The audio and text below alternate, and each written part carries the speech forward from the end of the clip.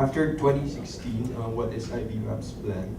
Because the roadmap goes to 2016. Okay, Is that a so- coincidence that 2016 is also the end of the term of the current administration? We're currently updating our roadmap to have a roadmap 2020. So we're looking at that. In fact, we just updated some of our roadmap, the details of our roadmap 2012 to 2016. So we're in the process of going beyond 2016 and to go 2020. So we're, In other words, beyond any type of oh administration. yes. We're very fortunate that all the administrations that we've worked with in the past have been very supportive because this is the biggest job generator. Why not? Yes. Why not? Definitely. And that will continue to be a fact for us, and that is very important, working with the government. I understand working with the government is important and critical to the success of our industry. Yes, I think what he also wanted to ask was that, apart from that, what exactly is your roadmap then after 2016? Will it be now that we are number one in the call center in the voice segment? Do you see the Philippines, or do you aim for the Philippines to become number one in the non-voice as well? I think that's probably one. Is that what you're trying to say? We'd love to be number one in the BPM space. I know in the IT space it's very difficult because India has so many IT practitioners and programmers, so that's very difficult. But we'd like to be number one in the BPM space, in the business process management space. We have so many nurses, 200,000 nurses unemployed.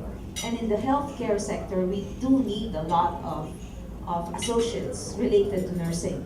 So we're looking at that. Okay. Any more questions? Yes. Who's the next one? Hi, this is also for Miss Penny.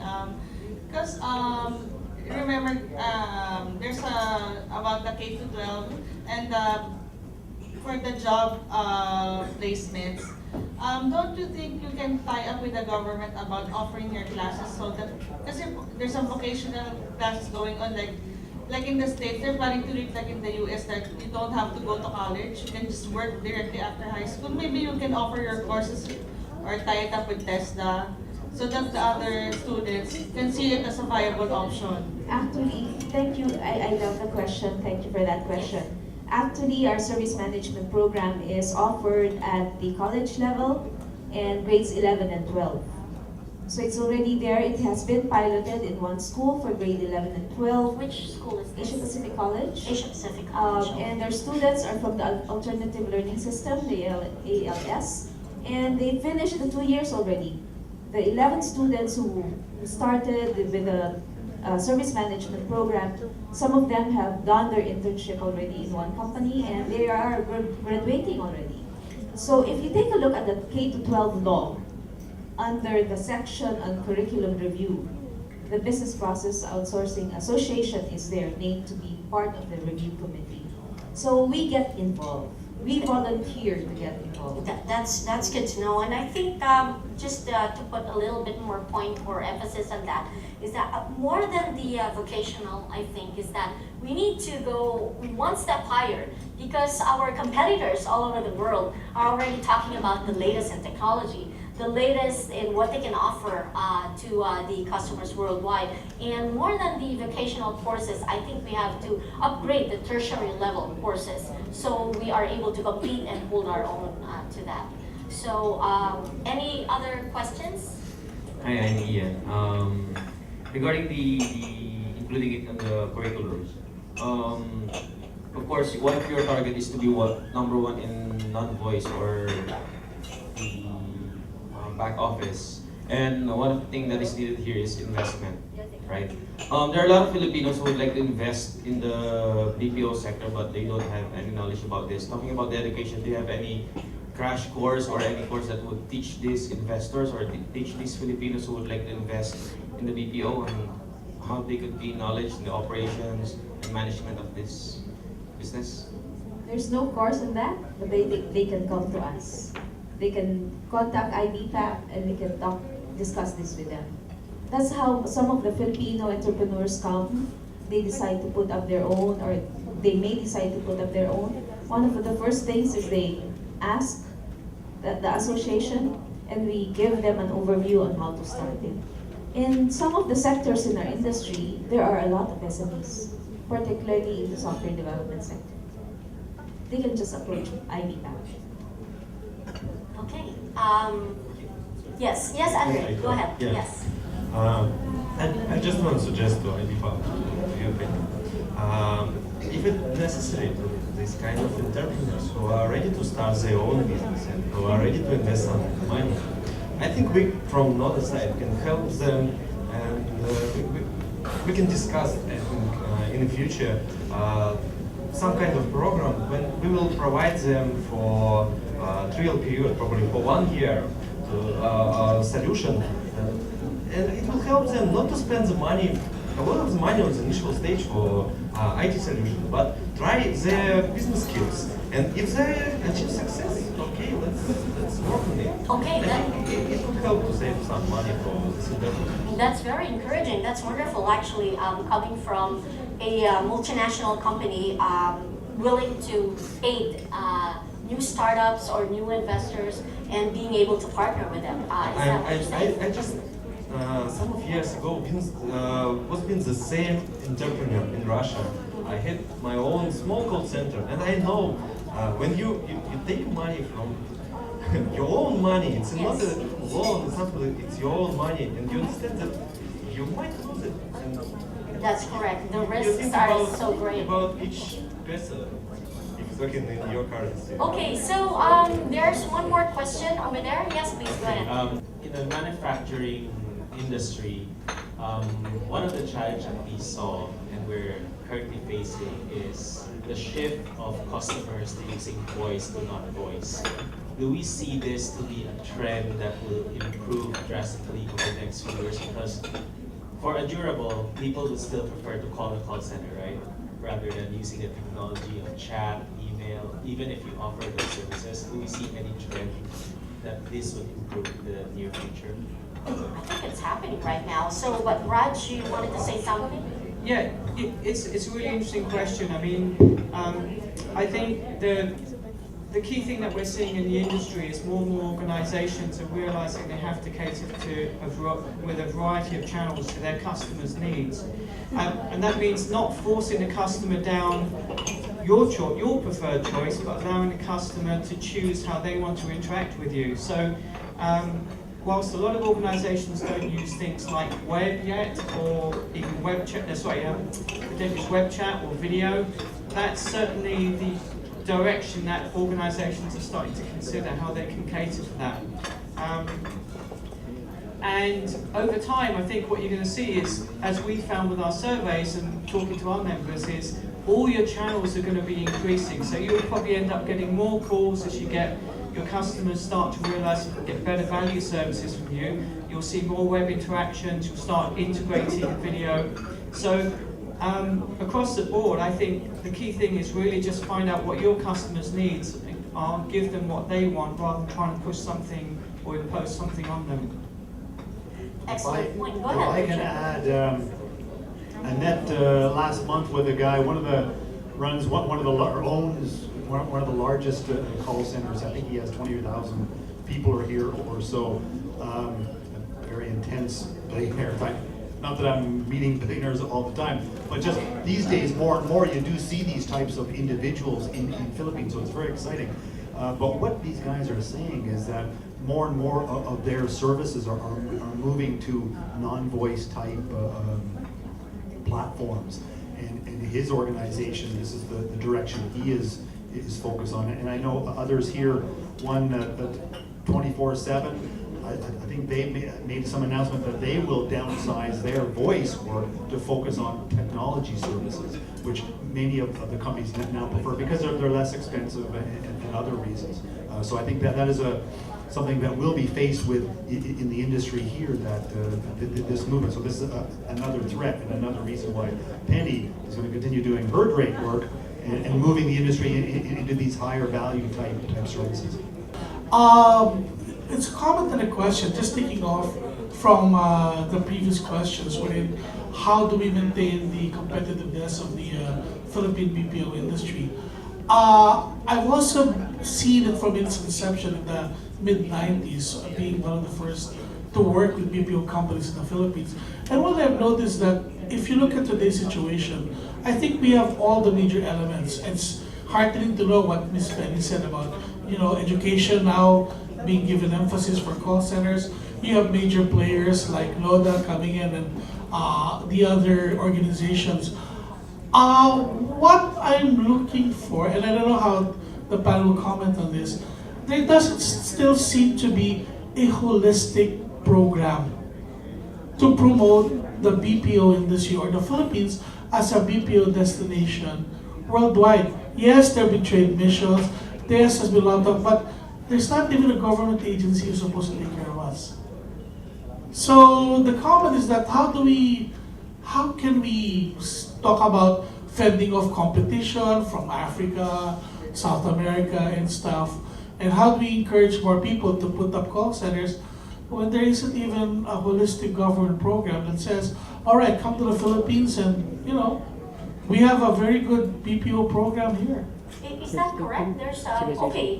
So who raised your hand first? Go ahead, Andrey. Just You so do? joke, Okay. and then I will give Yes. word to Raj because Raj is all worked up right now. So Yeah. go ahead, Andrey.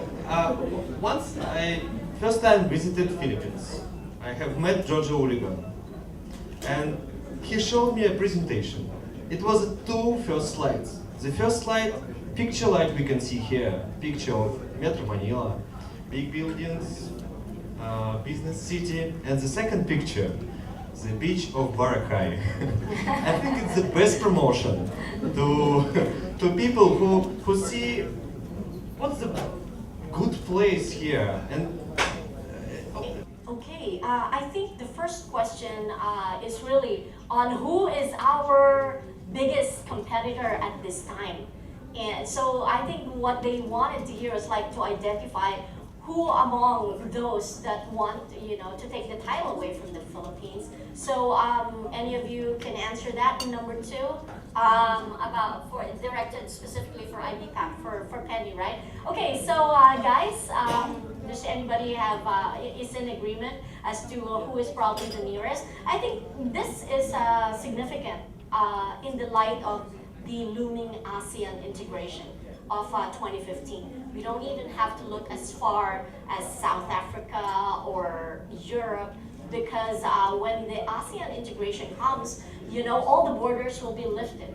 And that alone will be another new challenge for not only in the BPO sector, not only in this industry, but all industries here in the Philippines. So who wants to answer the questions posed by the gentleman? Well, I think what I saw was the consensus of possible competitors was everybody is a possible competitor. Yes. Raj mentioned many different countries, South America and Africa and so forth. Andrey mentioned Eastern Europe and so forth. Penny mentioned other places. So. Andrey mentioned also returning back to the nations of origin as well, as the economic situation in many countries is not as strong as it is in Philippines. So yeah, these jobs can move. These jobs came here and they moved from someplace else, and they will and can move somewhere else unless we're taking action immediately now to make sure that we keep as many of these as possible. So that's what I would stress very strongly. Yes, very good. So, Penny, would you like to? On the roadmap to 2020, I would not like to venture a number at this time. As you know, our roadmap in 2010 was done with us together with McKinsey, and the last roadmap was done with Everest. So we're looking at developing a roadmap again, similar to what we've done in the past. Not just looking at internally, but also the global market. Right now, our share in the global market based on our statistics is about 10%. And the global market is still growing. And we'd like to be able to capture a lot more in terms of both revenue, in terms of market share, and definitely in terms of more people. And as we mentioned, for every job that's created by this industry, there are indirect jobs that are associated. And if you take a look at all the businesses around a BPM hub, there's so many businesses, restaurants, 24/7, convenience stores and the like. So really, the numbers are very important. We hope to be able to hit our 2016 numbers earlier, but we're not promising. We're doing everything we can, from education to infrastructure to working with our industry players and the whole ecosystem to get that done. Yes, we are very, very much on track. We're very proud to say that we're very much on track. Good afternoon, I'm JJ from the Como Intertouch. My question is, we've been talking about opportunities in the global market, and as of now, we've only captured around 10% of it. I belong to a company that has offices located globally, especially in EMEA and Asia Pacific. And I feel there is an opportunity to bring some of this work to Manila, but the challenge is the multilingual support that we should be able to provide. I see. Everyone thinks that when you talk about call centers, contact centers, it's English, US market. The US market itself is an increasing Latino base, and immediate need for Spanish-speaking call center agents as well. For EMEA, we can provide French, German, Portuguese, Spanish, Portuguese languages. And I have this idea that I've brought up with management. I feel we do have some resources, but are we able to retain it? Do we have the capability of continuously supporting or funding the resources? Not to mention that the Filipinos do, the salary pay for these multilingual support agents are much higher than the English-speaking agents. Okay, thank you very much for that question, sir. And maybe in answering all those, well, the final question, we could also give them already our last words to end this forum for today. So go ahead, Penny. On that question, I know that Kim asked that question earlier about multilinguals. So we've been working, IBPAP has been working with Instituto for the Spanish, and we've asked our members who are offering the Spanish programs for their clients as well. I was also working with Ateneo for the Koreans, and there are I know of other companies that have multilinguals. There are other work also that's being done that's multilingual in the Philippines, but back office. So it doesn't have to be speaking the foreign languages, but there's a translator. They use technology to be able to work on the programs for Filipinos to answer the queries. So that is using technology without having to learn the foreign language. I know that there's an opportunity, we're looking at that. Multilingual is one of the areas that we did put in our roadmap before. So my final comment. Yes.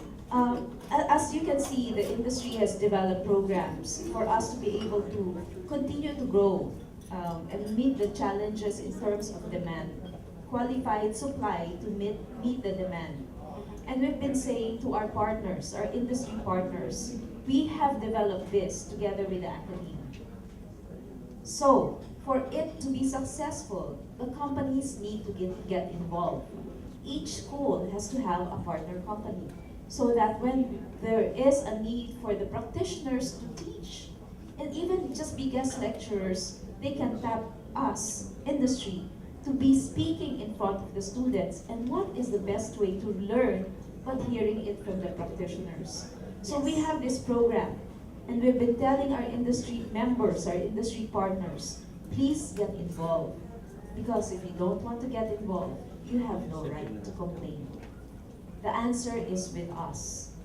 Get involved. Okay, very well said. Okay, Richard, your 1 minute. Well, I'll finish off by making an address to Filipinos. You know, we've seen the big success of this industry. We saw vast numbers of entry-level jobs moved here. Now to great success, mid-level, highly complex jobs are moving here. So the logical next step is for the most senior roles. And what we see coming down the road is where Philippines will become the regional hub of the ASEAN region. It's geographically centered in the center of the ASEAN region, and it's more affordable, I mean, Singapore, Hong Kong, these now have become some of the most expensive locations to do business on the planet. They have a whole, Philippines has millions of smiling young Filipinos to do great work for people, so this is the other place. But it's not gonna happen unless Filipinos, which they're doing anyway, please don't let me, but increasing their skills. That will happen because you guys do continue this work, building your skills, and are ready for these jobs when they come, because they will come. The next step can only be at the most senior levels, and these jobs will come. So just motivate people to look good for the future. We need to keep people here and keep developing their skills and abilities in this country. So glad to be here, and thank you very much. Okay, thank you very much, Richard. So, Andrey, for your part, and last words? My 60 seconds. Your 60 seconds starts now. I would keep saying, let's use new technologies, let's improve your effectiveness, and in this case you will get additional sales, you will get additional customers, and moreover, you will keep your customers more loyal. And loyal customer never forget you. Loyal customer just will refer you to his friends, neighbors, other colleagues. I think it's the best way how to be number one. Absolutely. And Raj, since you're at the end, you get the final word. Thank you. Just to pick up on the multilingual, I think, you know, people are your most valuable asset in this contact center industry. We should never forget that. So if you have an opportunity to train them in different languages and win more business, it's certainly an opportunity worth taking advantage of. And the only other thing I would say is I'm still learning about the Filipino market for contact centers, so it's a great pleasure to be here. I do welcome all of you to share information with our global audience and raise the profile of what's going on here. From what I've seen, it's a very vibrant industry, very dynamic, and lots of opportunities. Stand up for what you do best in the contact center world and gain that recognition. And on the very last point is regarding the Philippines. I don't know whether you're aware, but you do have some Filipino organizations who are represented in the Contact Center World Awards in Asia Pacific in June. So if anybody's from Aloica, PCCW or DHL, they're representing your nation as the best of your contact center industry. Okay, thank you very much. And that's all the time we have. Once again, we'd like to thank all our guests today, and especially our live audience who we are having for the first time. And we hope we can have this type of setup again. But certainly, in the next episode, it's going to be another interesting topic, so we hope you watch out for that. In the meantime, you can also tune into the YouTube channel. We will be able to give you the full download of what had transpired in today's forum. And we will also be carried out by our partner organizations, the Asia CEO Forum. Thank you, Richard, for that. I put words into your mouth. And the IBPAP. And we'd like to thank you also to NODA and also to Contact Center World. And like I said, that's all the time we have. Until next time, I'm your host, Kim Bernardo Lokin. Please do watch out for the next episode of BPO Talks. Thank you.